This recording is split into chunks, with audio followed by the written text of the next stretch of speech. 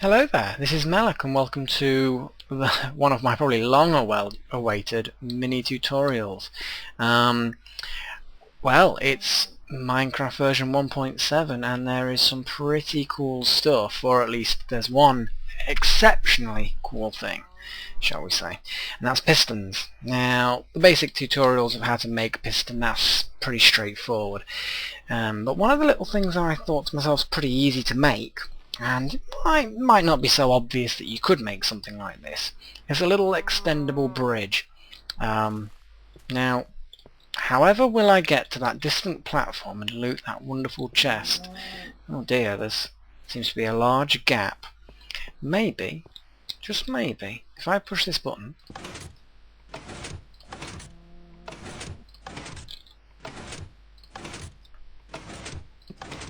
it will extend very slowly a bridge which reaches the distant platform. And now I can get to the chest and I'm very disappointed. There's absolutely nothing in here of any use whatsoever. But nevertheless we have this cool bridge. So, how does it all work? Well, that's the thing you want to know, isn't it? Well, let me explain-amigate it. So, we have the distant chest, no bridge. And now we've got all the floor removed, which of course is, beneficial to trying to figure out what's going on.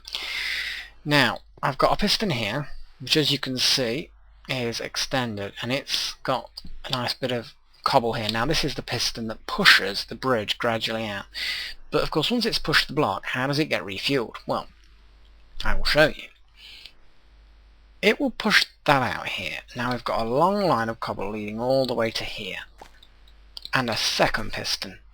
And what this piston does is it feeds all this cobble in front of this piston, and then that piston pushes it all out there.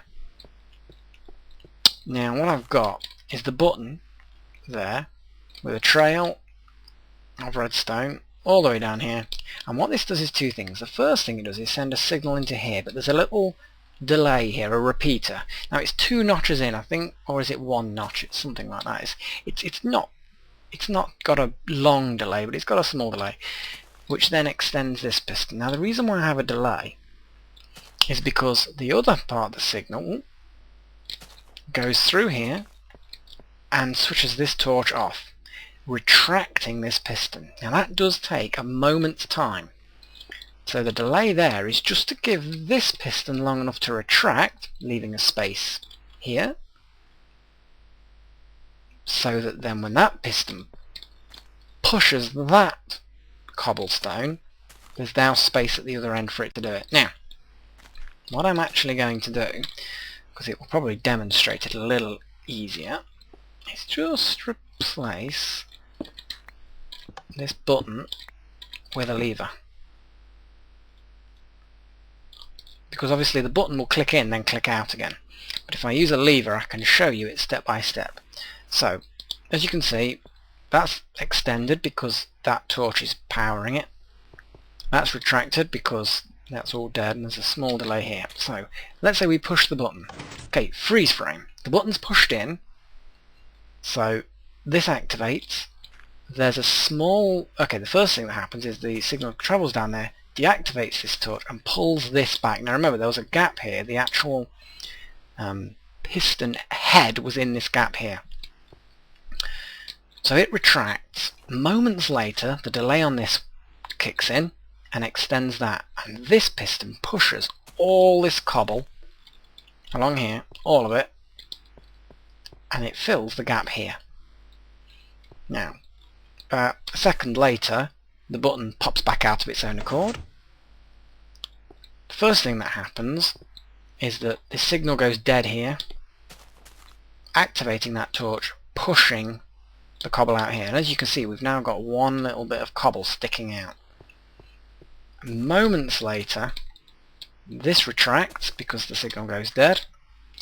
And here we have a big tower of sand, which I bet you was wondering what this was for. The tower of sand then fills the gap in front of this piston, because otherwise there'd just be a gap here, and when it extends next it'd just fill the empty space and it wouldn't do anything. Okay, so we push the button,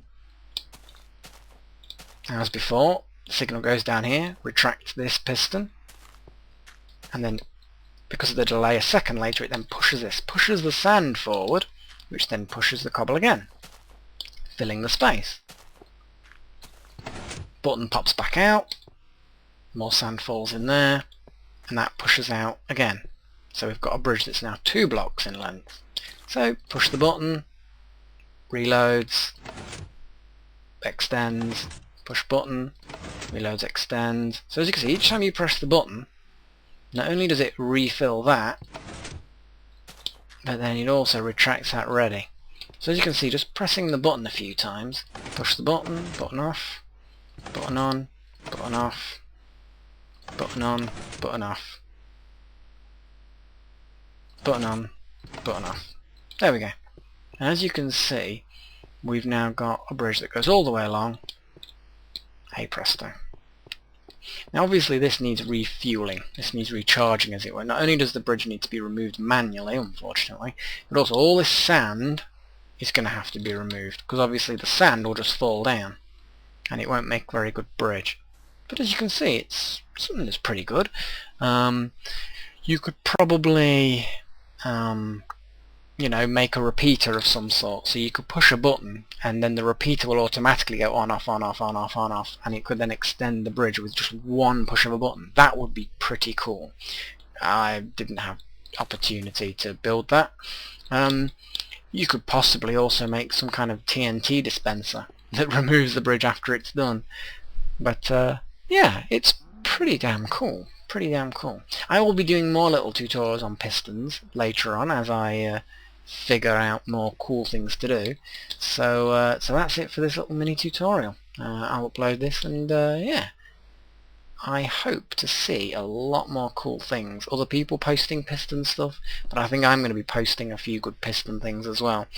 They just open up so many doors, and sticky pistons, oh, it's going to be, it's just exciting times for cool mechanisms. I can't wait to see what people come up with. I really can't. So keep your eyes out for that. And well, I will hope you enjoy the latest episode 18, and I hope you enjoy this little tutorial. Goodbye.